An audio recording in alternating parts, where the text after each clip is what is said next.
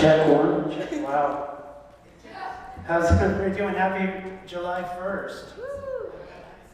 Can't believe it's July 1st. Anybody watching the World Cup? Yeah. One or two people? Awesome, awesome. I'm a big soccer buff, so I am definitely watching with my daughter. So it's an exciting time. So today's talk is Minding Your Own Business, which is based on a book that I'll have coming out in 2019. So it's interesting because we mind our own gardens at home. When I was a kid, I remember the first thing I ever planted was carrots. We went to the store, we got the seeds for carrots. We went out and we put the seeds in the dirt, watered the dirt, and we go inside, and as kids you're just excited because you think the carrots are just going to happen.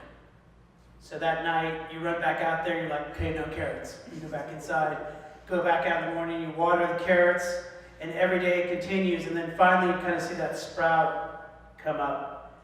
And then you go tell your parents about it. There's a sprout coming up, I think the carrots are ready, but they're not ready. So you just keep going back and forth, and then finally, out of the blue, you just kind of succumb to the idea that the carrots have their own way of happening. And then one day, you have a carrot. And when you pick it as a kid, they're like really tiny. You're like, oh wow, this is amazing. We could serve everybody in my family with this little carrot. So everybody cuts a little piece and they eat it, and your parents are happy. And then you have more patience and the carrots get longer and bigger. And as a kid, you're even more excited because you're like, wow, look at all these carrots. And so with that idea in mind, I believe it was a couple weeks ago, and people are always talking about the breath and the power of the breath, and I bring it up in my talks as well. And I also had this revelation where I'm not the thought in my head. I'm the one listening. So from that foundation, I began to sit with this idea of, if I'm listening to these thoughts, how come there are certain thoughts that I grab onto and I make a reality out of, and then there are other thoughts that I don't do that with. There are other thoughts that I just simply just allow them to pass. But there are a certain amount of thoughts where I grab onto them. And I thought, well, what if I didn't grab onto any thoughts? What if I just was breathing and minding my own business? Because my business isn't the thoughts in my mind. My business isn't what's going on in your life. My business is what's going on inside of me. Can I be peaceful no matter what is going on? Because if God is all there is, and all there is God, then really when we have this idea come up of fear, it's not a separation from God. It's actually inverted love. Because you can't get through the darn door yourself. So the fear comes in and goes, fine, you can't do it. I'm going to get you through that door. And how are you going to do it? I'm going to throw this thing that you've been calling fear, which is just bigger love, at you and see if that will get you through the door. And then some of us grip. How do you know that you're attached to something? Your breath stops. Every time your breath stops, you're attached to something. So a lot of us are attached. And all of us are moving through something and learning how to let go of that attachment. And what I recognized in my own life is when that fear comes, it's calling me to something bigger. And all I have to do is go into that fear. But because I grew up with a group of people that have passed on ideas that fear is this separation, or fear is this, or fear is this illusion, or whatever, and then the other idea is that God is everywhere, one or two of those has to be real. There can only be one thing that is real. Well, if God is all there is, then what are we doing propagating fear? I mean, truly, that's our philosophy. If our foundation is God is all there is, and then we're like, yeah, but there's also fear, then we're not really living what we're talking about. So then it really becomes down to us walking mindfully in peace. And then from there, we can see what is disturbing my peace. What am I allowing to disturb my own peace? Do we allow our kids to do it? Do we allow our jobs to do it? Do we allow money to do it? Do we allow relationships to do it? Do we allow, as we're sitting there, do we allow the speaker to do it, where the speaker's speaking and you're getting irritated in your mind of how long is this going to be? When is he going to be done? Why did he shave his head again? When will he keep his hair? You know, all these things that pop through our head are judgments. They're like little judges that come out. And you can't escape it because everybody judges. Everybody falls. Everybody succeeds. But that's not what we're doing here. We're not about that, supposedly. Supposedly what we're about is love, and we're about unconditional acceptance. So really the call is about unconditional acceptance. Can you unconditionally accept what is going on in your life right now without trying to make it anything other than what it actually is? And how do we do that? Just like I was tending to the garden with my carrots, right? You tend to your garden. Now, tending to your garden doesn't mean that you're like, well, I don't like these thoughts, so I'm going to pick positive thoughts, or I'm going to be negative. Why? Because the mind works in pain and pleasure. I saw someone with a shirt the other day, and I get the idea. I get what people are doing. It was like, positive vibes only. All right, and then there's going to be a negative person that comes up to you. Right? But when you read the Bible, Jesus didn't wear a shirt that said positive vibes only. He didn't say, I only surround myself with loving people. At no point in the Bible does he have a mantra where he was like, I only love love, and that's all I love. Who did he hang out with? Robbers, and prostitutes, and burglars, and criminals, and people that were sick and dying. All the people that everybody else doesn't want to hang out with because they're too busy trying to be positive. So it's not about being positive or negative. Then we need to cut to the chase. It's about maintaining our peace no matter how chaotic life is. The reason why we control other people, the reason why people are jealous of other people, the reason why people get angry about other people is because they can't control their own mind. So the only thing they try to control is everything outside of it. They're running from this nutso thing going on inside of them because they're scared of it. Because we're not taught to mind our own business. We're so used to caring about what other people think about us, but we don't care about how we think about ourselves. Right? We're so busy caring about what other people are doing in their lives and what they do on Instagram or Facebook or what they do when they talk to us. Everybody's got their own business going on. There's nothing wrong with that. We're here to help each other. We're here to serve something hopefully bigger than ourselves, whatever that is. And the way that we can do that is when we begin to mind our own business. And the business that we're minding is peace. And peace is unconditional acceptance. And that's difficult. Can I mind my house as it's falling apart and be peaceful with it? I don't know. But that's why God steps in. God steps in because it wants us to listen to something bigger than ourselves. And sometimes the only way that we listen is when we've lost everything.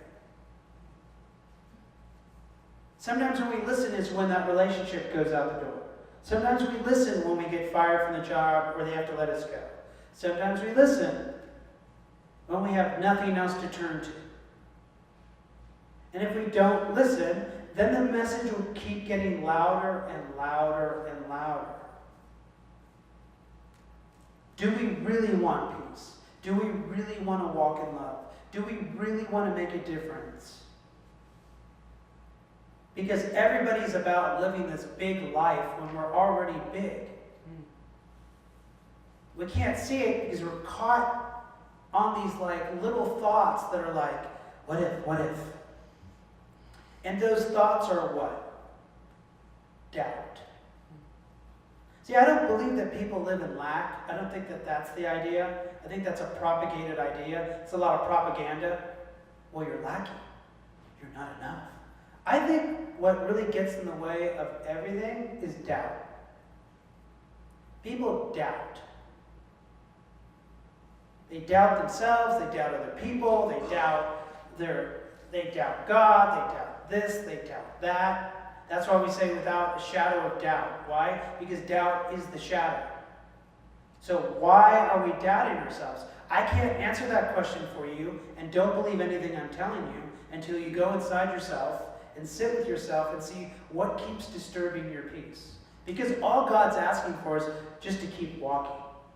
But we have a tough time doing that because we want to hold on. All of us do, including myself. I want to hold on to those carrots. I want to hold on to my hair.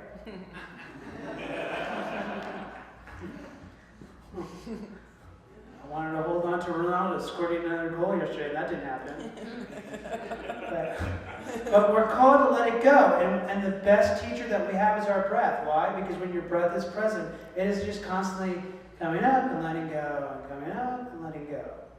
Everything else just falls away. Thoughts come and go. People come and go. Life comes and goes. Everything is just a happening. And we're trying to make it something. Why? Because in our society, we're taught to make it. Have you made it yet? I don't know what that means. I don't know what a lot of things that we talk about in our spiritual communities mean anymore. Because none of them are really about the ultimate reality of peace. It's always about getting. And that's still egoic. That's still like, once I get this, then I can be something. That's not what we're about. We're something already. All of us. We're already something. There's a great story about Pema Chodron, and I may have brought it up here before, but I'm not sure. But I'm going to bring it up again. Where her teacher came and said, hey, I want you to give a talk today. And she was like, okay. So he goes, I'm going to speak to the group, and then I'm going to call you up, and I want you to give a talk on, I'll make it up, peace. Okay. So he speaks for the entire time. He ends the thing, and he sends everybody home. Never calls her up. So she was a little bit irritated, right? Because that's what we do, we get attached. It's not working out my way. The breath kicks in, we start suffocating and choking ourselves because it's not, right? We start panicking. And we don't realize that when we worry and we have anxiety and panic, it doesn't change anything. That's what's funny about it, right? Be worried all you want, it's not going to change what's happening. Have all the anxiety you want, it's not changing what's happening, right? So she went back to her room, he did it again, said, hey, can you come give a talk today to the group? She was like, sure. Again, he did it again. He sent everybody home, so she finally came up to him and she said, this is twice now that you've called me up, and you haven't called on me to speak. And he goes, oh, right. You can speak tomorrow. And he did the exact same thing. She was like, Then finally, 2 days later, he said, hey, can you go speak? And she did. And this is what she learned. Your life, my life, our life is ordinary. We're not comfortable with ordinary. Because everybody's striving to be extraordinary. What she learned was, on occasion, we're called to be extraordinary. But most of our lives are spent being ordinary. So we need to be comfortable with simply living an ordinary life. That doesn't mean that you don't make money.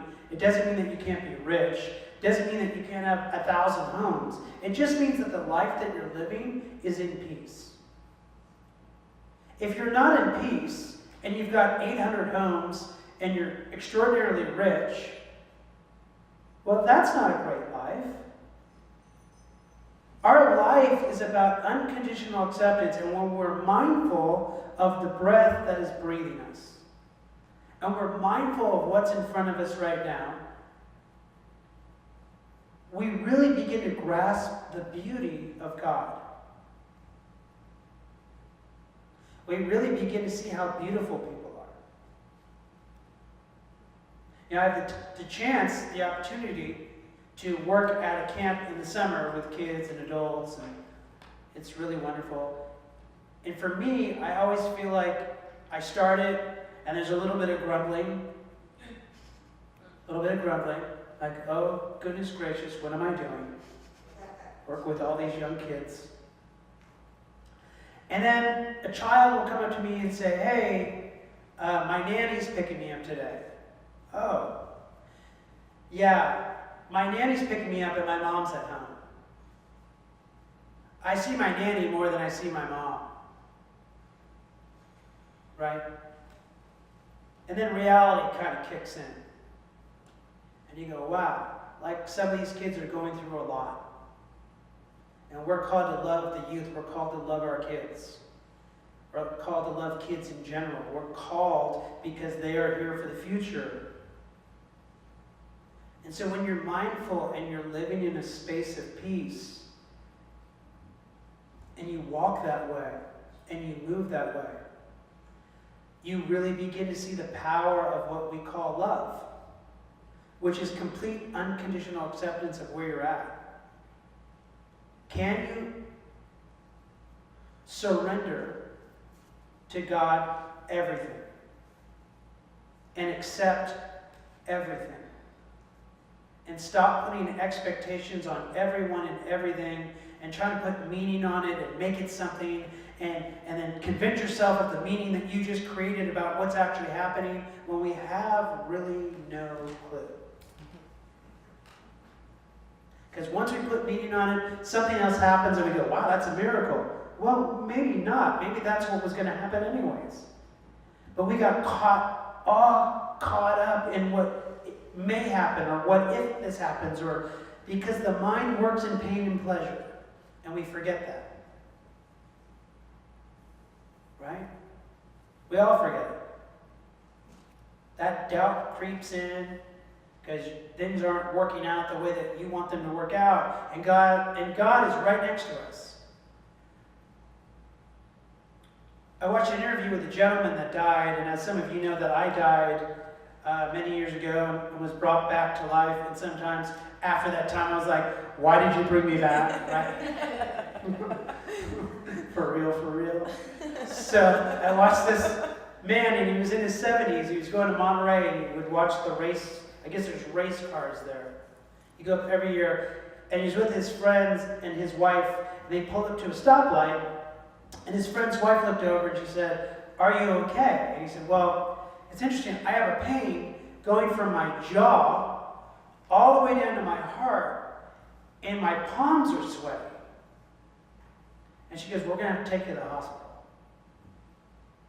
So he parked his car, and they took him to the hospital, and the doctor said, I have bad news. You have a double aneurysm. So we're going to have to operate. And he goes, okay. So he's inside the room for surgery, and the guy that's going to give him the drugs to go under, he said, is the doctor here? He said, yeah. He goes, can I talk to him? Sure. And he said, so doc, what are you going to do? And he goes, well, normally I don't tell people, because once we tell them what we're going to do, they run away. They'll want to leave the hospital. He goes, so what we're going to do is we're going to cut you open, and we're going to remove your heart from your body. Then we're going to put it back, and then we're going to bring you back to life. And the guy was like, then he was out cold. And as he was out cold, he saw himself, and he kept trying to tell the doctor he needs more drugs because it didn't work. But he didn't realize he was already out of his body. So when I died, it was the same feeling. It's just this darkness that feels like infinite peace. Now, this part didn't happen to me. There was a voice behind him that said, if you look back, you'll see my face and I can't bring you back. But I just want you to listen. And he said, his entire life, this man was 72 years old, was spent doubting Jesus, was spent doubting God. And for the first time in his life, he realized who was talking to him. And he said, do you have a question for me? He said, because the mind, right? What's the meaning of life? And the voice started laughing.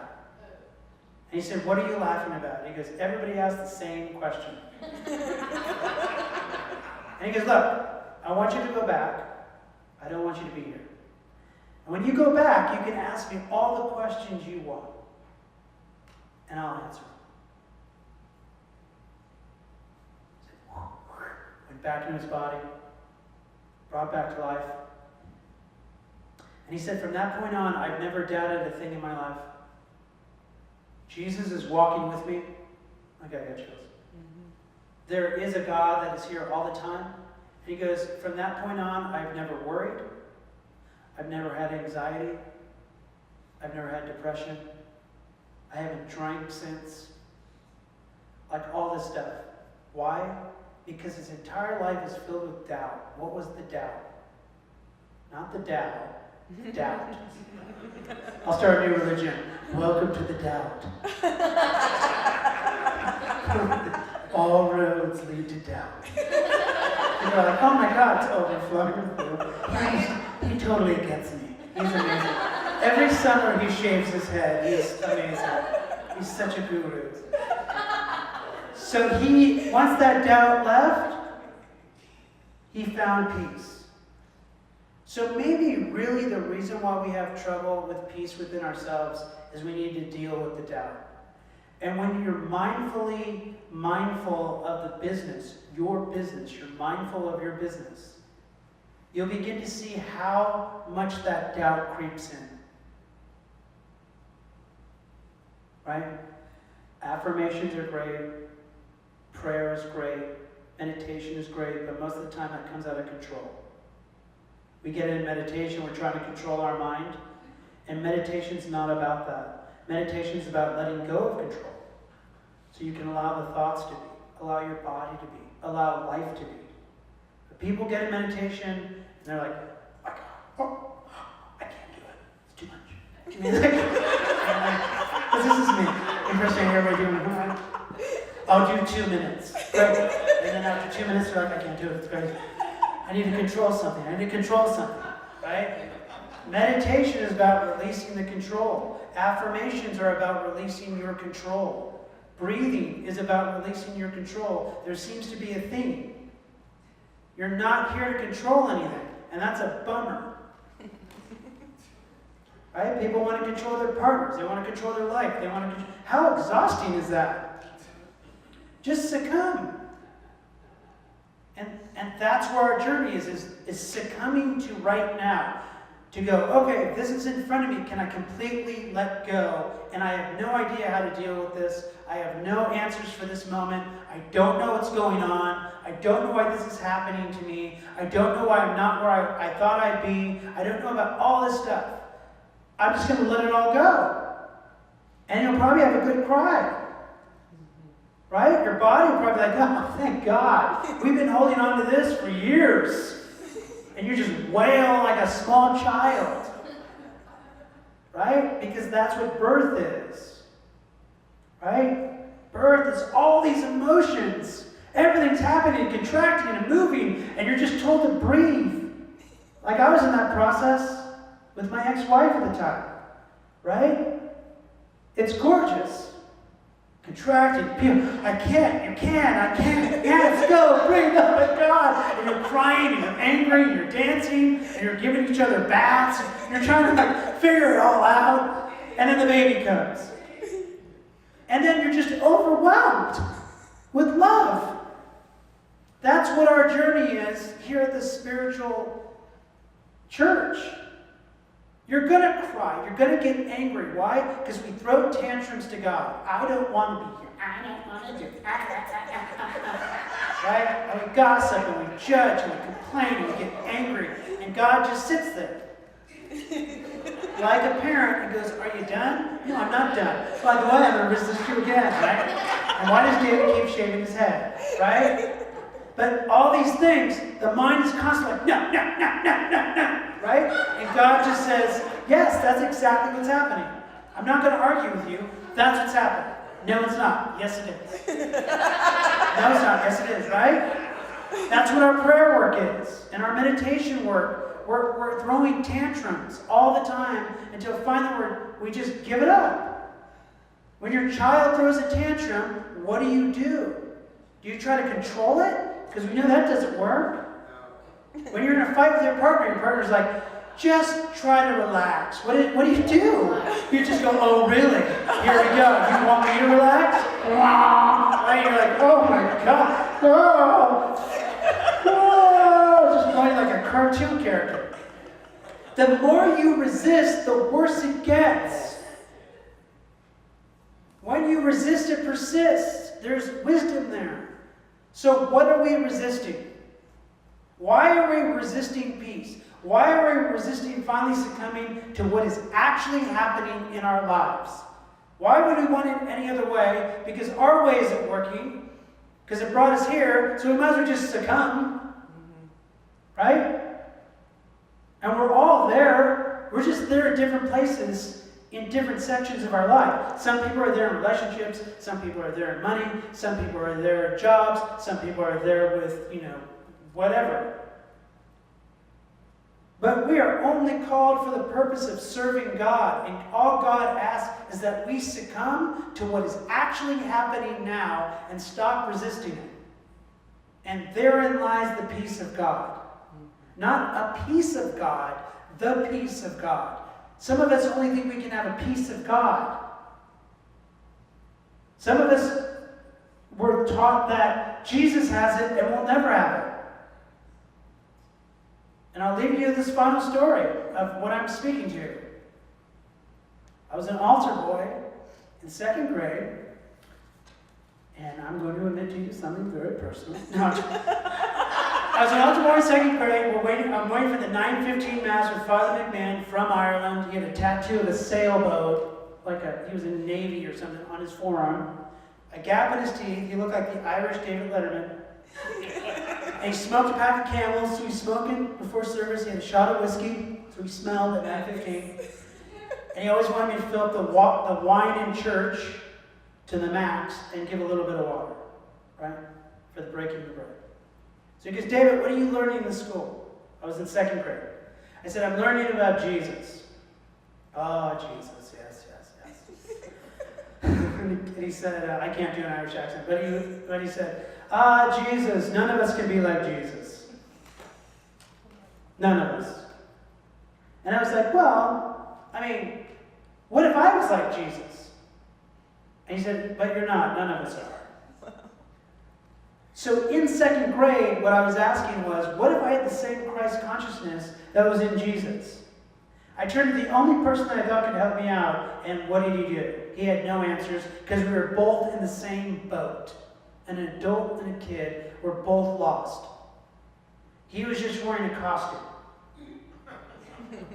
Playing the part of a priest, because that's probably a gig he got when he got out of the Navy. Right? And his family was Catholic, and he thought I'd continue the tradition, smoke Camels, drink whiskey, have wine, like any Irish person would. But the point is at that moment I was taught, what everybody was taught, was that it's Jesus and everybody else. And then we come here to the Center for Spiritual Living into Unity, and we learn that Jesus is a teacher that was teaching us all that we could be exactly like him. And so rather than deny that we have that same power or resist it, we might as well just all accept it. And take what he said, you can do what I did and much more. And give up this idea of resisting. Give up the idea of struggle. Give up the idea of pain and pleasure. Give up the idea, just give it all up. You were born here out of love. At no point did God go, I'm going to put you on that earth and you're going to struggle for the rest of your life. That's horrible. God is love. Right? God is love, and then from that, he said you will struggle for the rest of your natural existence. So let us, as we walk, mind our own business and discover what keeps Pointus from peace. And let's come up with the answer on why I keep shaving my head in the summer. Because that's important too. Thank you so much. Have a good day.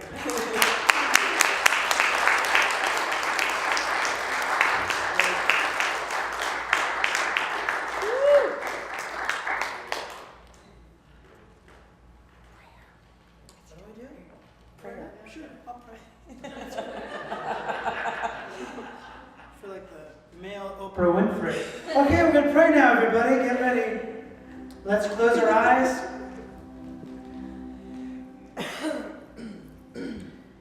And as we each bask in God, the God of peace, the God of love, the God of joy, the God of abundance, the God of everything and all things, we know that we are one with this presence. This presence is within us, breathing each one of us as we succumb to the natural flow of life.